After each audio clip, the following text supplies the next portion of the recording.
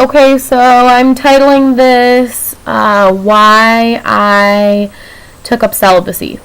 Uh, and I just know I'm going to get either a lot of flack or a lot of questions, or maybe I'll get some awesome people to say, like, good for you. Um, I've been celibate for almost 2 years. In a month it'll be approximately 2 years, and I did it because I lost myself. I have been in one shitty relationship after another shitty relationship. I've been treated like shit. I've been in physically abusive relationships. I've been in emotionally abusive relationships, and I was just not fulfilled with anything.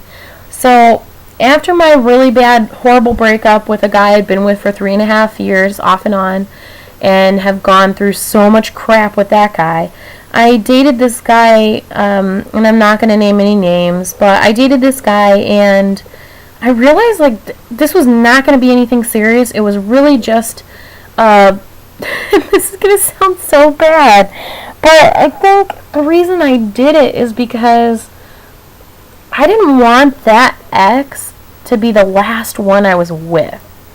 Not that this last ex was, someone that I would be like, oh yeah, I can die now. No. But I didn't want that power over, I don't want him to have that power over me. So I dated this guy that I knew was going to go nowhere. I didn't love him. It was like kind of a rush thing. I mean, we met, it was like bing, bing, boom. And, and he ended up being a liar and a cheater too, so I really didn't obviously learn my lesson about dating those guys. So I decided to become celibate until I could find someone who was completely different from any of my exes. Which, let's go down the list. If you're a cheater, if you're a liar, if you're a manipulator, if you don't have a car, if you're a criminal, if you've been a drug dealer, if you rap, if you're black, it's one of them. It's one of the requirements, apparently. If you are street smart, if you're a straight down gangsta hustler thug, if you have kids, or if you might have knocked a girl, I don't know. Anyway, I've always dated people who either have kids, because I always just think, I'm not ready to have kids myself, but I love kids. I love just listening to how they just like interpret things and talk to you, and it's so cool to see what kids think about things. I'll do this really quick little side note, but I once worked for a church's like youth group or something like that, like down in the basement of this chapel. And that sounds creepy. Anyway, I worked with the 3 to 5 year olds, I think. I know it was either 2 or 3 to 5 year olds. Anyway, I worked with them, and they got these pictures of Jesus, and they had to like color in Jesus. So these kids are like sitting with buckets of crayons, and like they're drawing pictures, like, coloring in Jesus. Obviously not going inside the lines. And there was this little boy, and he wasn't drawing, he wasn't coloring at all. He was just literally staring at this piece of paper of Jesus. And he had like this older sister, and his older sister was like, drawing in Jesus and drawing in black, because she was African American. She was drawing in black, the black crayon, and her little brother wasn't drawing anything at all. And so I looked at him, and I'm like, well, what's the matter? Like, why aren't you drawing? I don't get it. And he's like, I don't know what Jesus looks like. Jesus is apparently white in this church. And then his sister's like, no, Jesus isn't white. Jesus isn't white. This little boy says, I don't think that there's a crayon for what Jesus is. And I'm like, okay, what do you mean? And he's like, well, wouldn't Jesus be black? Because if you mix all of the colors in the world together, doesn't it turn out to look black? When I thought about it, I'm like, God, this kid's a genius. And he was probably like 3, I think, 3 or 4 years old, and his sister was like 5. Actually, no, she wasn't. I don't know why she was in the youth group. Anyway, ADD. Focus. So anyway, I just thought that was so amazing. So I love kids. Like, I'm obsessed with listening to what they have to say and the crazy stuff that comes out of their mouth. And sometimes it's not even crazy. It's smart. It's really smart.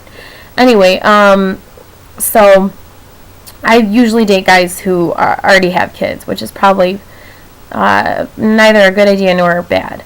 But the guys that I dated, they weren't even paying child support, so don't date those guys. They need to, more important than money, a kid really needs a father in their life. And it's difficult to even, talk about. It's just, anyway, everyone has daddy issues.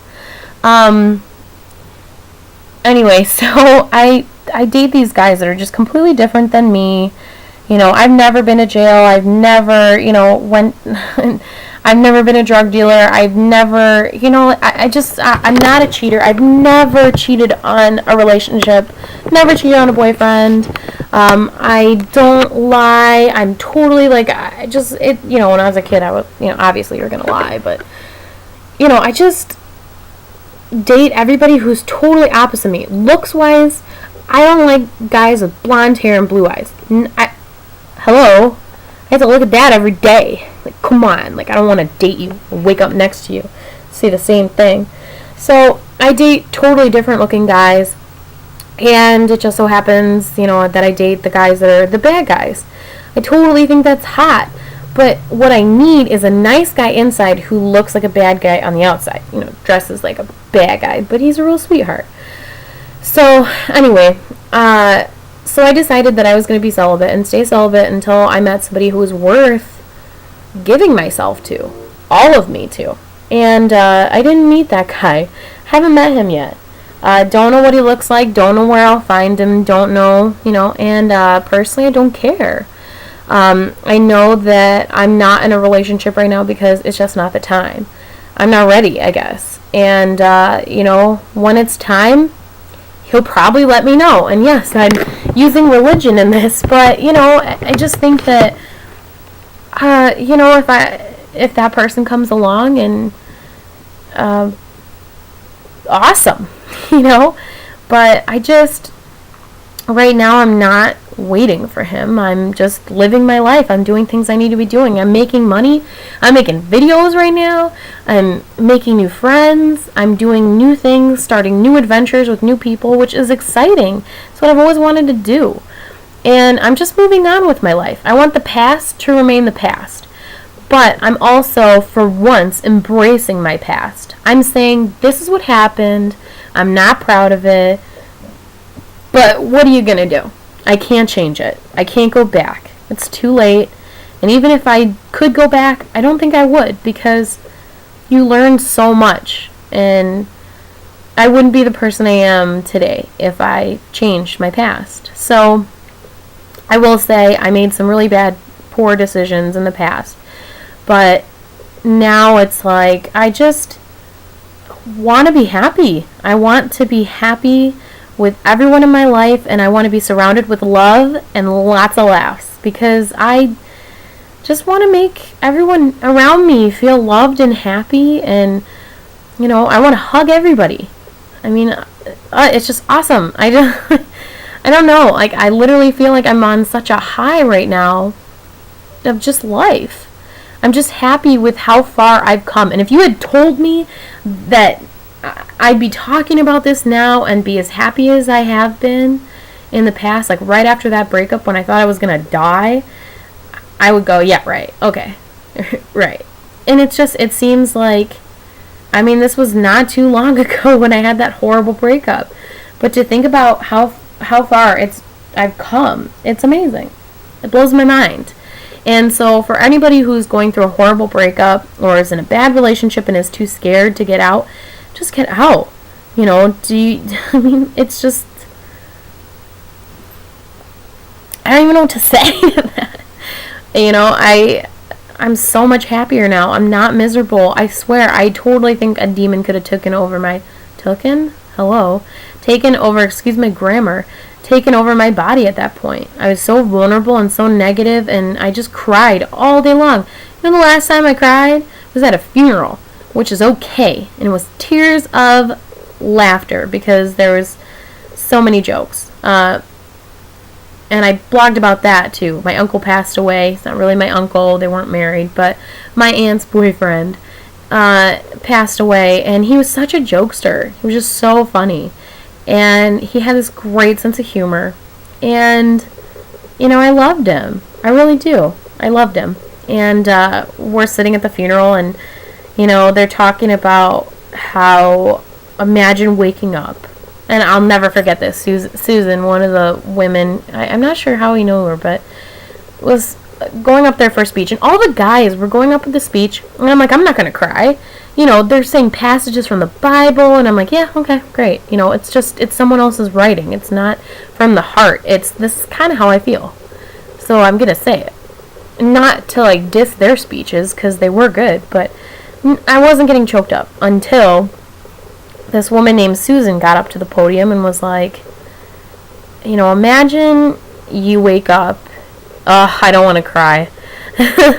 Imagine you wake up and you look around and you're happy and you're healthy and you're perfect.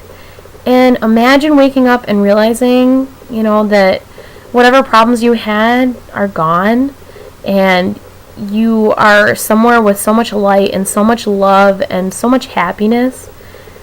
Imagine waking up there, and then you realize it's heaven. And I just bawled. And they're like, oh, that's where Jim is. And I'm like, oh, I'm dying. I'm crying. So,